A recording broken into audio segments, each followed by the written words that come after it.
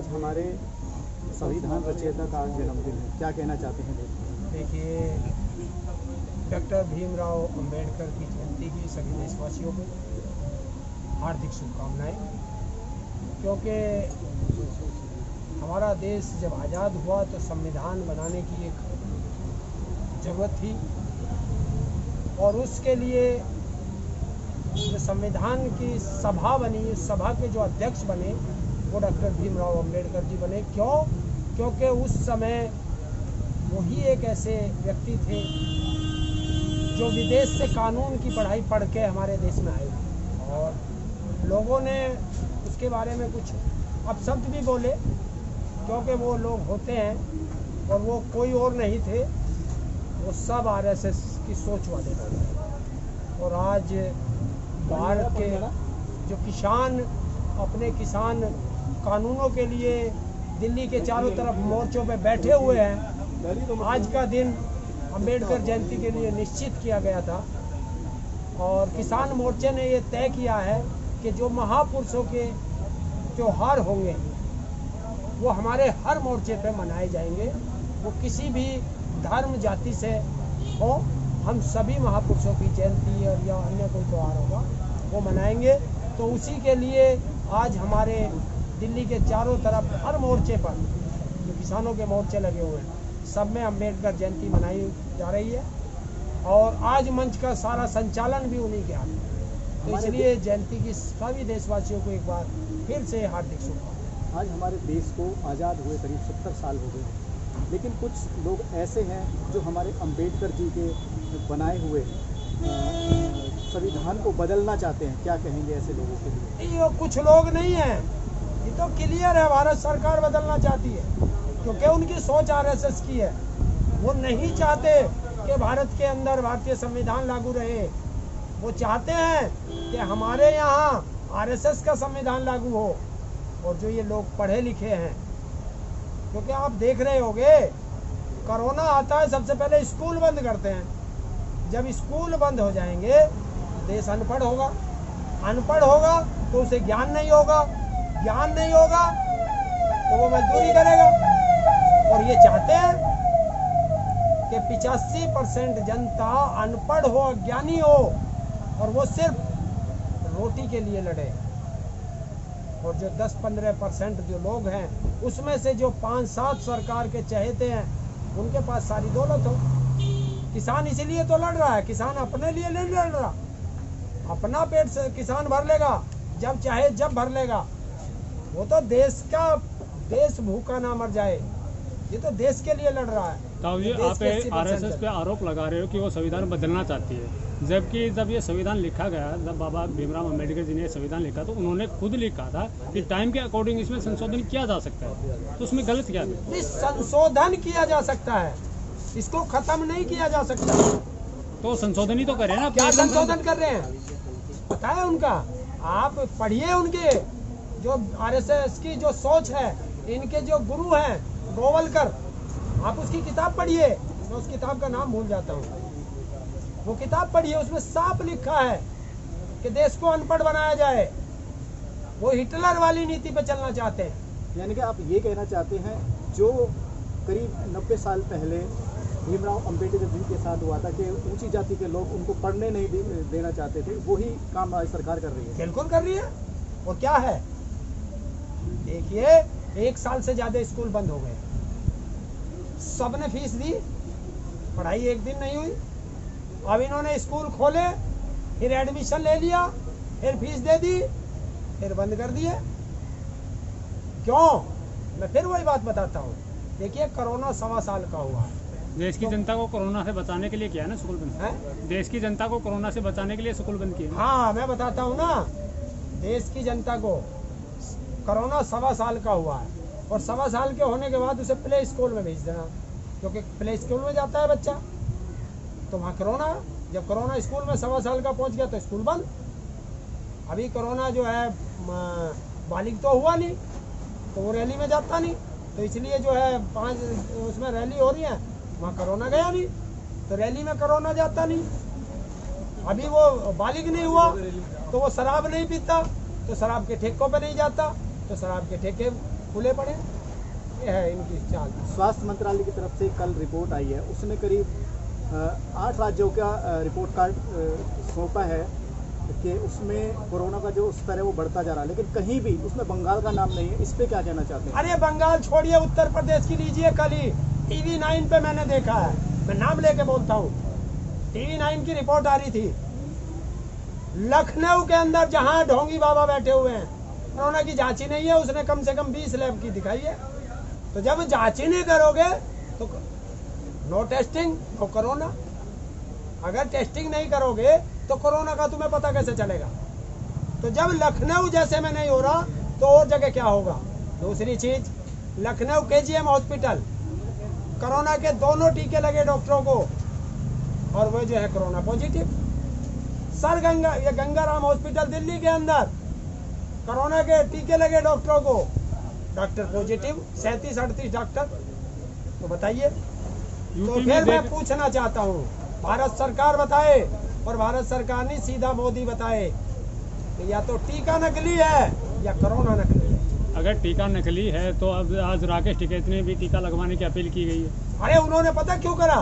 Railway ticket के लिए हो कि ये क्या, उन्हें जहाँ टिकट लेना पड़ा है बाहर अलग अलग प्रदेशों में जा रहे, तो वहाँ वो उन्हें गिद्दड़ वाला पर्चा चाहिए। सही बात। अब वो गिद्दड़ वाला पर्चा आ गया इनके हाथ में, और क्या? नहीं, वो तो कह रहे हैं ना यहाँ कैंप भी लगवाएंगे तो सभी लगवा दे, टिक्के से क्या हो रहा? हम भी एक इंजेक्शन ठुकवा लेंगे, 2 ठुकेंगे, एक महीना बाद ठुकेगा, ठोक ले 2 सुई सी लगा लेंगे। हम क्या मना कर रहे? लगवाओ, क्यों ना लगवाते हो? टीका उत्सव मन रहा है और हमारा पूरा गांव बॉर्डरों पे पड़ा है। गाजीपुर गांव है हमारा, सिंधु गांव है हमारा, टीगरी गांव है हमारा, शाहजहाँपुर गांव है, हमारे गांव बसे हैं, उनमें एक भी कैंप नहीं लगा। ऐसा क्यों? तो ये भेदभाव क्यों? यही तो हम पूछना चाहते हैं। और दूसरी चीज है, कोरोना आए, कोरोना का बाप आए, इमरजेंसी आए, इनके नाम पर अगर हमारे आंदोलन को छेड़ा गया तो भारत सरकार को खुली चेतावनी है कि 1857 की क्रांति के लिए तैयार रहे सरकार। नहीं, आप कह रहे हो कि जो कोरोना है ये सरकार का प्रोपेगेंडा है, लेकिन देखने को मिलता है कि कब्रिस्तानों में चिताएं जलाने का तक का टाइम नहीं मिल रहा लोगों को। लाइन पे लाइन लगी हुई है चिताएं जलाने के कारण के लेकर के कोरोना को लेकर। कौन कह रहा? बहुत सी रिपोर्ट आई है। अरे रिपोर्ट कौन भेज रहा? कौन भेज रहा रिपोर्ट? एक बात बताइए, आने मिल गए। हमारे देश में करीब 1200 से 1500 डेथ हर रोज एक्सीडेंट से होती है। और जब से कोरोना आया है, कोरोना के अलावा किसी भी बीमारी में कोई व्यक्ति का सुनने में आया हमारा उसकी डेथ हुई? नहीं आया ना। हर आदमी, चाहे वो हार्ट से मर रहा है, चाहे किसी भी उससे आम बीमार मौत हो रही है, सिर्फ कोरोना लिखना है। लगभग देखने को मिल रहा है किसान नाइट कर्फ्यू का भी विरोध कर रहे हैं, लेकिन नाइट कर्फ्यू केवल बीजेपी शासित राज्यों में नहीं लगा, अदर पार्टियों के यार मैं ये नहीं कह रहा कौन सी पार्टी लगा रही है और कौन सी नहीं लगा रही। कोरोना को लेकर आप टारगेट तो हमें एक बीजेपी को चीज कर रहे हो ना। बताइए, कोरोना रात को निकलता है क्या? नाइट कर्फ्यू लग रहा है, रात को क्यों निकल रहा है कर्फ्यू? रात को कौन सा कोरोना आ रहा है? हो सकता है दिन में भी लॉकडाउन लग जाए। तो वहां नहीं जा रहा जहाँ चुनाव है, 5 राज्यों में चुनाव है, वहाँ कोरोना क्यों नहीं गया? वहाँ तो पता नहीं, स्वास्थ्य मंत्रालय की तरफ से भी कोई वो नहीं। और एक बात बताइए, जब 2 गज की दूरी जरूरी है तो मास्क की क्या जरूरत है? जब 2 गज की जरूरी और मास्क भी जरूरी तो वैक्सीन की क्या जरूरत है? अगर वैक्सीन भी जरूरी तो फिर लॉकडाउन की क्या जरूरत है? कोई एक चीज तो बताओ। देखिए, ये मोदी का एक प्रोपेगेंडा है कि 2 गज की दूरी, मास्क है जरूरी। अपनी तो छोड़ दी, साल भर से इनकी और छुड़वा रखी 2 गज की दूरी। आपके स्वास्थ्य के लिए कर रहे हैं ना? क्या स्वास्थ्य? क्या स्वास्थ्य की रक्षा कर रहे हैं? देखिए एक चीज बताइए, मैं घर में रह रहा हूँ, घर में मेरे परिवार के लोग मेरे साथ रह रहे हैं, और अगर मैं कार में जा रहा हूँ अपने परिवार के साथ, अपनी कार में जा रहा हूँ, तो उनका कार में भीतर बैठे तो मास्क लगाओ। जब मैं घर में हूँ जब क्या मास्क लगा रहा हूँ? जब तो मैं अपने परिवार के साथ हूँ। वो सरकार थोड़ी ना कर रहे हो, तो सुप्रीम कोर्ट की तैयारी है। अरे सुप्रीम कोर्ट है कहाँ? क्या है सुप्रीम कोर्ट? आज निष्पक्ष है सुप्रीम कोर्ट? भारत की कोई संवैधानिक संस्था निष्पक्ष है? सब बांदी बने हुए हैं मोदी के। चीज बताइए, मैं अपने परिवार के साथ जा रहा हूँ, मुझे तो मास्क भी लगाना है, 2 गज की दूरी भी रखनी है, और ये नेता रैली करते हैं और रोड शो करते हैं, इनमें से कोई सा भी मास्क नहीं लगाता। मतलब कोरोना जब का डर नेता नहीं नहीं लगाते तो जनता कैसे फॉलो करेगी? है? कोरोना का डर नहीं है आपको? हमें क्या डर है? कोरोना, किसान के पास कोरोना नहीं आने का, ये ध्यान रखना कि कोरोना दो ही लोगों के पास आ सकता है, या तो दलाली खाई हो या हराम की खा रहा हो एसी में बैठ के, उनके पास कोरोना जाएगा। अभी किसान आंदोलन को 130 दिन से भी ज़्यादा हो गया है, लेकिन सरकार अपनी बातों पर अड़ी हुई है कि कानून वापस नहीं होंगे। तो आप लास्ट में सरकार को क्या चेतावनी या क्या मैसेज देना चाहेंगे? देखिए, सरकार है कहाँ, किसे चेतावनी दे? सरकार हो तो चेतावनी भी दे। बंगाल में है ना सरकार? हाँ, तो आ जाएगी, जब देंगे चेतावनी आ जान दो उसे, वो चुनाव कर ले, पहले भाग ले, जहां भी भाग सकती है भाग ले, पहले उसे भाग के छिक लेने दो, जब वापस आके कुर्सी पे बैठेगी तब देंगे उसे चेतावनी, आ जाए। इतना हम भी तैयारी कर रहे हैं, गेहूं पे उठा ले, क्योंकि आंदोलन लंबा चलेगा तो रोटी हमें भी खानी है। आप बीजेपी सरकार को बार बार कोसते रहते हो। बीजेपी सरकार ने यूपी हाई कोर्ट में याचिका लगाई थी कोरोना को देखते हुए कि पंचायत के जो चुनाव उनको रद्द किया जाए। ये कोई हाई कोर्ट ने थोड़ा ही कही थी चुनाव लागू कर ले, ये तो ढोंगी बाबा ने ही तो कही कि चुनाव करवा रहा हूँ, और अब जनता को बेवकूफ बनाने के लिए हाई कोर्ट का सहारा ले रहे हैं, न्यायपालिका का सहारा ले रहे हैं। तो फिर तुम सरकार क्या चला रहे हो? एक आदेश लगता है, एक अध्यादेश पास कर दे, चुनाव सरकार थोड़ी ना करवाती, चुनाव आयोग करवाता चुनाव है? चुनाव तो चुनाव ये आयोग त्रिस्तरीय पंचायत चुनाव है, इसके लिए इन्होंने पहले कहा है चुनाव आयोग से कि हम चुनाव करा रहे। चुनाव आयोग से कह दे, चुनाव आयोग तो इनका गुलाम है, 1 मिनट में कर देगा। करा नहीं बंगाल में 8 चरण का चुनाव करा, इनके कहने पे तो करा है, इन्हीं के कहने पे तो किया है। अरे उससे बड़ा प्रदेश उत्तर प्रदेश, यहाँ त्रिस्तरीय पंचायत चुनाव है, यहाँ 4 चरण में है। बंगाल छोटा प्रदेश, इसके आधा भी नहीं है, आपको 8 चरण में चुनाव। आपको क्या लगता है जो 8 चरण में जो इलेक्शन कराया है उसके पीछे क्या रीजन हो सकता है? उसके पीछे है सेटिंग, ईवीएम की सेटिंग, और ये जो दाढ़ी वाला आसाराम का छोटा भाई है, इसके भाषण हो जाए उसके लिए। आप देखते हो आज तक का रिकॉर्ड है, इतिहास उठाओ, जिस दिन से देश में चुनाव होने शुरू हुए हैं आज़ादी के बाद आज तक, जिस दिन वोटिंग होती है उस दिन देश का प्रधानमंत्री कहीं भी सभा नहीं करता, और ये जब से प्रधानमंत्री बना है जिस दिन चुनाव होगा उस दिन ये सभाएं करता है, और चुनाव आयोग देख के बैठा रहता है आंखें बंद करके। भारतीय जनता पार्टी बार बार ये बोलती है, उसके नेता भी ये बोलते हैं कि कांग्रेस पार्टी जब थी 70 साल तक उसने राज किया, लेकिन अभी तक कुछ नहीं किया। आपको क्या डिफरेंस लगता है भारतीय जनता पार्टी और कांग्रेस में? उन मूर्खों को पता ही नहीं है 70 साल कांग्रेस ने कौन सा राज किया। ये 70 साल की बात करते हैं, ये मोदी भी अनपढ़ आदमी ये भी बात करता है कि 70 साल में कांग्रेस ने ये कर दिया।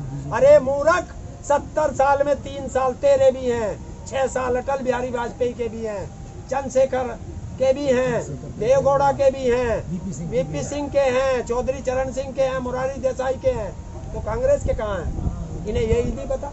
तो अनपढ़ आदमी ऐसा ही होता है, मूर्ख जब राजा होता है वो प्रजा को भी मूर्ख बनाता है। अरे आप लोगों ने पढ़ा होगा कि जब बच्चा एग्जाम देता है, जो उसे सबसे ज्यादा अच्छे से सवाल आता है उसे सबसे पहले लिखता है, और जो सबसे कठिन होता है उसे सबसे बाद में करता है। और एक भारत का प्रधानमंत्री, अनपढ़ प्रधानमंत्री बच्चों को ज्ञान देता है परीक्षा पे कि जो सबसे कठिन सवाल है उसे तुम सबसे पहले करना।